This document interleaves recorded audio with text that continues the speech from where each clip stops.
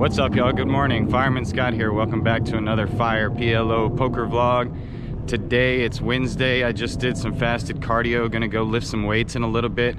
I've been playing Pot Limit Omaha high-low for the last couple of weeks, and I've had 3 winning sessions, 2 losing sessions, and even those 2 losing sessions really came down to hinging on a few hands. I'm gonna go over a few hands with you today as I walk through my day. The first hand I'll go through with you is one that I just think is one you just have to lose, I guess. I raised it up with ace king deuce 3 with the nut hearts. I got several callers, and the flop comes like queen 4-5 with 2 hearts, and so I have the nut low with the nut flush draw, and I pot it and I get a few callers, and the turn comes a 3, and it makes me a wheel. You know, it's high-low. I got the wheel now, right on. So I pot it again, and I get re-raised by a guy who is supposed to know what he's doing, be a good player. And looking back at the hand, I've looked at it several different ways over the last week or so. I guess I could have checked the flop. That's not really my style, though. I've got a huge hand. I want to get it in. Anyways, I bet the turn when I make the wheel, and he re-raises me to about 500. I make the call. The river comes a blank. He pots it again for about 1,000, and I make the call, and he has a 6 high straight and a wheel also, and so I get quartered in that hand. It was a pretty ugly one, pretty brutal, but I've looked at it a few different ways, and I just don't see many other ways I can play it. I think I'm just going to lose in that one. So even though I had a losing day that day, the 2 sessions before I had dominated, and this session I had dominated up until this point. So even though I lost, I didn't really feel that bad about it. So I'll tell you about the next couple of hands later on today. Click subscribe if you like the channel so far. Thank you.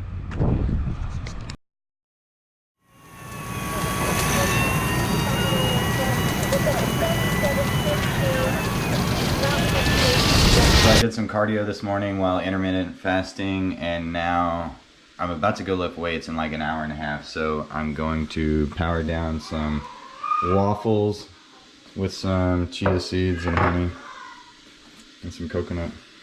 Oh, and this is, what is this called, baby? Elderberry syrup. Elderberry? Elderberry syrup? Hey! Oh, shit. Oh, shit. Here you go. I knew that was gonna happen. Here, I'll lick that off your hand. Oh, well, I mean, yeah, I want it. I come to suck your blood. That elderberry syrup is because I think I'm getting a slight cough. So Tia always tries to fix me with some kind of natural stuff. I woke up in beast mode. Baby. Before I do, I'm going to tell you about this next Pot Limit Omaha high-low hand.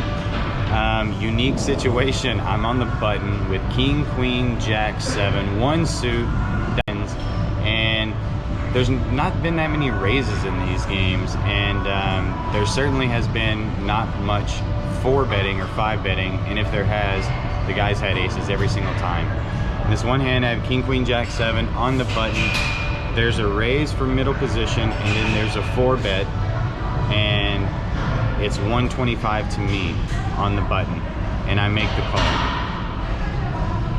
So does the original better, and we go 3 ways to a flop with 380 in the pot, 375 in the pot, and the flop comes queen, jack, 3, rainbow. I flop top 2 pair. This is perfect. When I called the 125 pre-flop, this is exactly what I'm looking for. 2 big cards on the flop.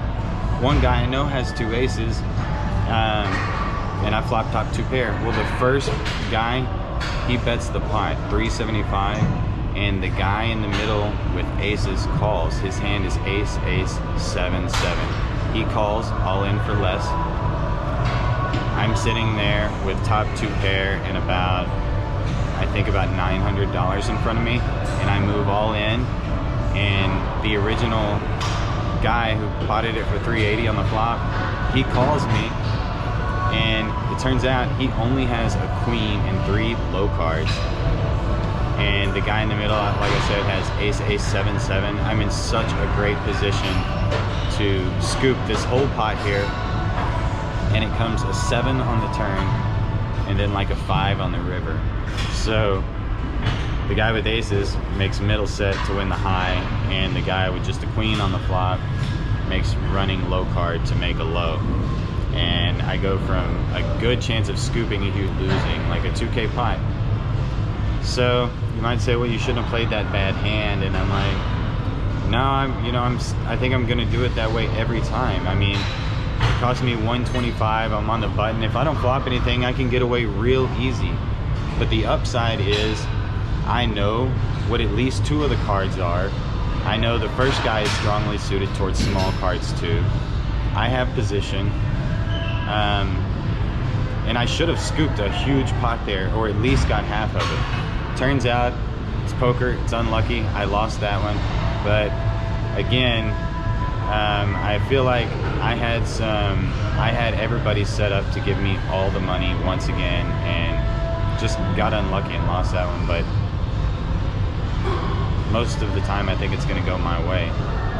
So next hand, do some squats.